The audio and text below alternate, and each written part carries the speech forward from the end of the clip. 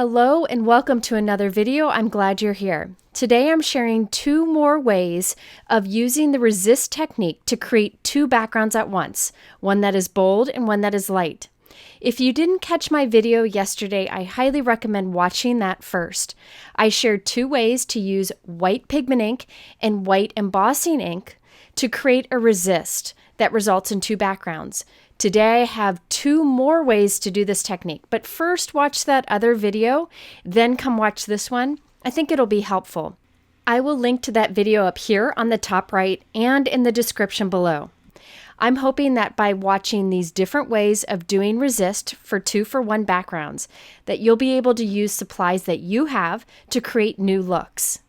Let's get started with this background that's very bold and its partner, which will be very light. I think you will be pleasantly surprised to see what ink I use for resist on this. I tried it out and was really excited with the results. Now the stamp set that I used for the snowflakes is the Simon Says Stamp Snowflake Edges stamp set. It's a 6x8 set with a really large border on one side and then smaller borders you can piece together on the other side. However, I'm using the individual snowflakes in the set. I like the fine detail that they have and that there are many different sizes. You also need a stamp set that has solid area to it. So I'm using the Simon Says Stamp Lots of Dots set. This one's been out for a long time and I use it quite often. There are also lots of hearts and lots of star sets. Any kind of solid image would work for this. Okay, let's get started with our stamping. I have a piece of white cardstock here that is 4 1/4 by 5.5 inches, and I'm putting it in my stamping tool. You can use an acrylic block if you prefer. I'm arranging a few of the snowflake images. You could use any images you want here. You could even use a background stamp to save time if you prefer. Now the ink that I'm using for resist in this first technique is Distress Oxide ink from Tim Holtz. This works great for resist and gives a little different result than other inks that you can use for the resist. So here I'm inking up the images with Picked Raspberry Distress Oxide ink and stamping it.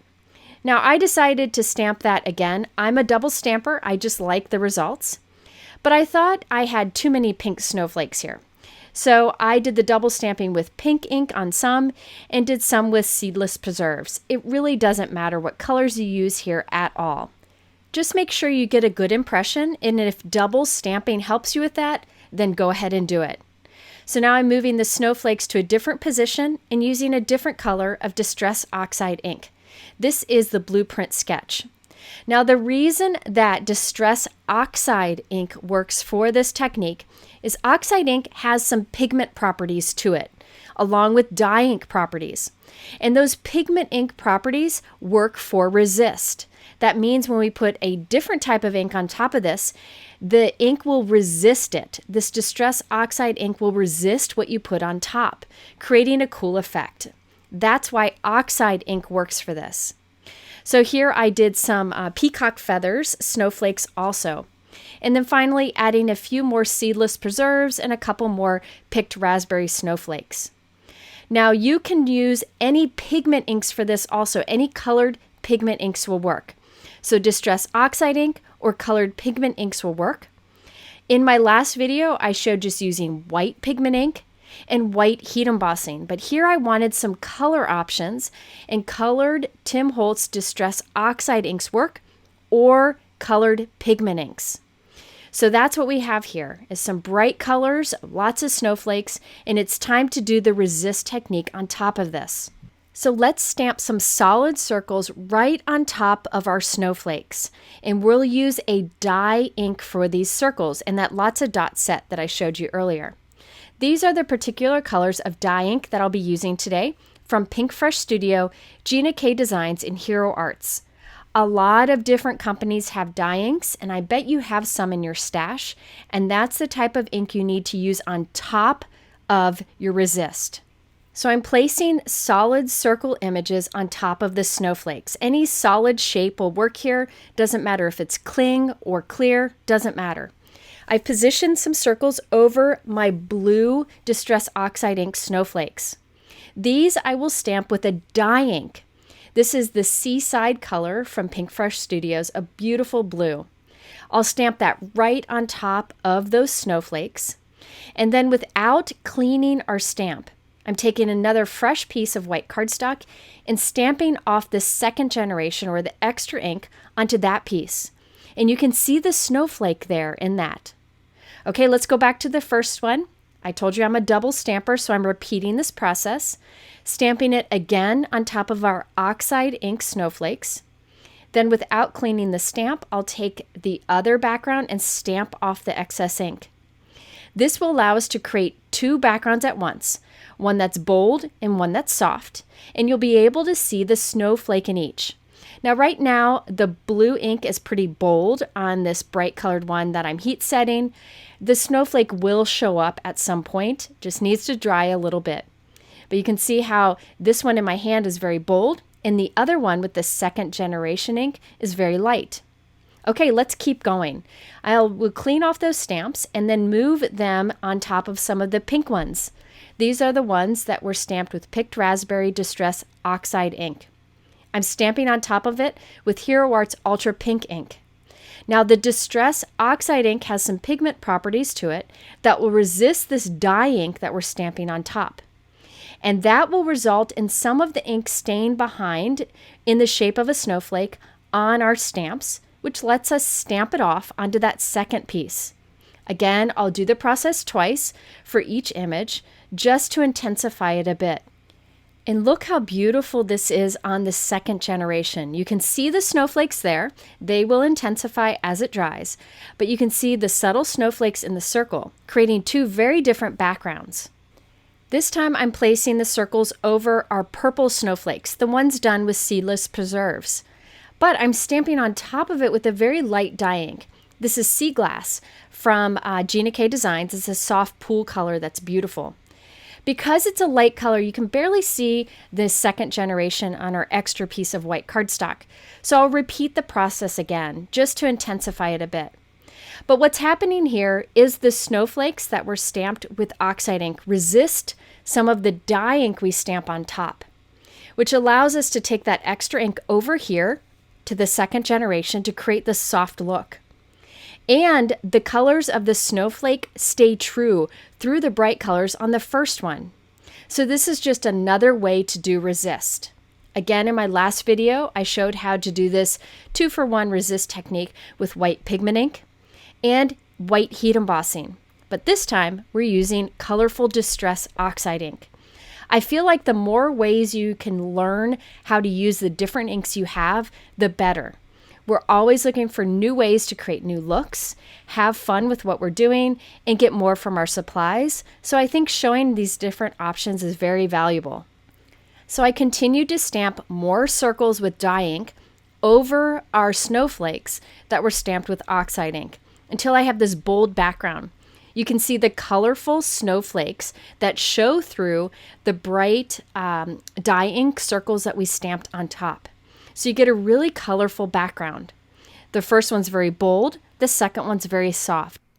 Okay, now let's turn these two backgrounds into cards. Then I'll show you a fourth way to do this technique. Let's start with the softer one first. On this, I used a sentiment from the Simon Says Stamp XL Greetings or Christmas Greetings stamp set. I like these bold sentiments and that there are coordinating dies available to cut them out, making them easy to add to your cards.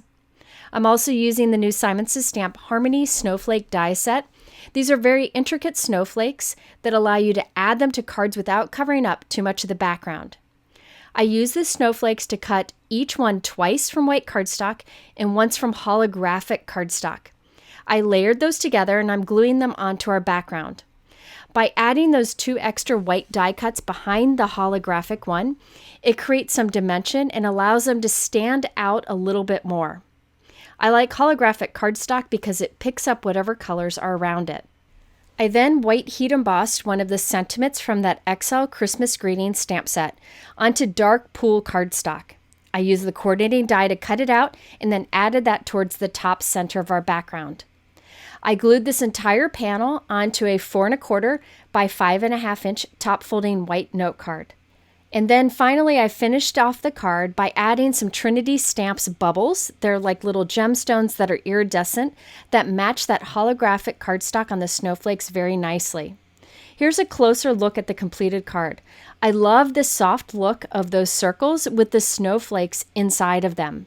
It's hard to believe that no snowflake stamp touched this card. It was just the leftover ink from the resist technique from the first bold card left over that we stamped on this. So there you can see the difference between the two. I'm a big fan of 2-for-1 techniques. Now on this bold version, you can see the bright colored snowflakes showing through the colored circle that's stamped on top. Because we used colorful oxide inks for the resist, you can still see the color. So you can still see purple snowflakes through a blue circle stamped on top. It creates a fun background. Now I did trim this background down and added it to a bright blue note card that I created that is 4 1/4 by 5.5 inches. I again added the holographic snowflakes and the little bubbles gemstones as I did on the last card. Now that Merry and Bright is from a new die set from Simon Says Stamp and CZ Design. It's the Merry and Bright set. I cut Merry and Bright from black cardstock and the shadow from white and glued those together for the sentiment on the card. Okay, now for my last set of cards for this resist technique, and it's the 4th option to use as a resist. In my first video, I showed using white pigment ink and white heat embossing as resist. In this video, I've shown using Distress Oxide as a resist, and now we're going to use VersaMark ink as a resist. I have a Simon Says Stamp background stamp here. Any background stamp or image will work for this. You can choose whatever you want, and I'm stamping with VersaMark ink onto white cardstock. VersaMark ink is like a clear pigment ink. When you stamp it, it sits on top of the white cardstock. So then when you go to stamp dye ink on top of that, it will resist the dye ink wherever it is stamped with VersaMark. And then the dye ink will absorb into the paper around it. So you'll get that fun kind of halo look or resist look. So let me show you. I'm actually double stamping the VersaMark ink because my ink pad's getting pretty dry and I want to make sure that this is stamped well. You will not see the image, but it's there, and I would heat set it to make sure it's dry. Now we need to stamp with something solid on top of it with dye ink. So I'm using the Simon Says Stamp Build a Plaid stamp set. I used this for this technique in the last video, and it's a great option. But again, you could use any solid stamp, like the circles I used in the last examples. So I have my stamped background. That white cardstock does have that VersaMark ink stamped background on it. Can't see it, but it's there. And I'm lining up one of the solid stamp images on top. And I'm stamping with dye ink once again. You always want to stamp with a dye ink on top of your resist. This is Gina K Turquoise Seas, a beautiful color. And I'll stamp this right on top of our VersaMark ink. Then I will move this piece out and bring in a second blank piece of white cardstock, nothing's on it, and stamp off the 2nd generation or excess ink. Now I will say with VersaMark ink, you will have the most subtle resist results. You get the most impactful from white heat embossing, which I showed you in my last video. You get the most colorful from the Distress Oxide ink, which I showed you at the beginning of this video. And you get the most subtle with the VersaMark ink that I'm doing here. So there I double stamp that just to make it more intense. You can see how the VersaMark ink is very subtle showing through that stamping, but it will intensify as it dries. However, this 2nd generation, you can definitely see the leaf pattern building. All right, let's repeat that again with another solid stripe and another color of ink. So I'll clean off this stamp and bring in our next one. Again, any solid image will work here. Solid circles, hearts, stars, whatever. I think these stripes are really great for this technique. So I'm lining up the next one. This time I'm stamping with Pinkfresh Studio Key Lime ink, a great green. And I'm making sure it overlaps with the blue so we create kind of a 3rd color there in the middle. I'm taking that excess ink and stamping it off onto the white plain cardstock piece and repeating the process just to intensify. And you'll start to see here as that blue dries, the VersaMark showing through on this first one. But on the 2nd generation, you can definitely see it because the VersaMark stamped image resisted the ink and left it on the stamp, which allows us to bring it over to that 2nd generation piece. So I'll continue to do this process as we did in our last video and in this one. This time I have two thinner stamps, and I'm stamping with Pinkfresh Studio Seaside ink. I like to make sure some of them overlap. When you overlap two different colors of ink, you create a third one. So it makes it look like you used a lot more inks for your background than you really did. Okay, after I finished doing all the stripes in this direction that I wanted, I turned my cardstock in the stamping tool, and I'm stamping some stripes in the other direction. Again, this is the white cardstock that has the VersaMark image on it. So I'm lining up my stamp on this, and I just use the grid lines to make sure I have them straight. But I really don't think it needs to be perfect. It'll look good in the end. All right, so this time I'm back with the turquoise sea ink from Gina K Designs, and I'll stamp this on the other direction. And the cool thing is where it overlaps with the other colors, look at the new colors we get. And once again, I'll stamp off the excess resist ink onto that second piece of plain white cardstock. Now I wanted to mention that VersaMark ink is just a type of clear embossing ink, and there are many other clear embossing inks on the market. I've used VersaMark for like 20 years now, so I've kind of stuck with it, but there are many other options. They're all kind of like a clear pigment ink that sits on top of the paper and allows you to do a form of resist like we're doing today. So I continued to add a few more stripes, and now I'm heat setting both of these backgrounds so the colors pop out. You can see how the bold first generation on the right is very subtle, but the one on the left, you can see the leaf pattern more, and it's a lot softer. It's just another way to do this resist technique. Okay, so now I wanted to trim these down to create backgrounds, but I thought I'd do it at an angle. I'm just cutting one side at an angle and then squaring off the other sides, so I have a background that is about 4 1/4 by 5.5 inches. I thought I'd use this bold background as a horizontal card and the softer background as a vertical card. Let's now turn these into cards, and I'm starting with the softer background first because that's definitely my favorite. Now on this I'm using the new Simon Says Stamp Winter Birds 6x8 stamp set. Now there are winter images in here, but you could definitely use the birds all year round. I also like that there are coordinating dies for all of the images and the sentiments. I think that's a huge plus because then you can add your sentiment easily on top of anything on your card. So off screen, I stamped the images and colored them with Copic markers, nothing fancy, and used the coordinating dies to cut them out. I glued the branch, the bird, and one of the sentiments that's die cut right onto the card, making sure a lot of the background shows. Now I had a few little ink smudges here and there, so I'm covering them up with some Trinity Stamps Baubles. These are like a clear iridescent that are very subtle, but they cover up those ink spots. So here is a look at the completed card.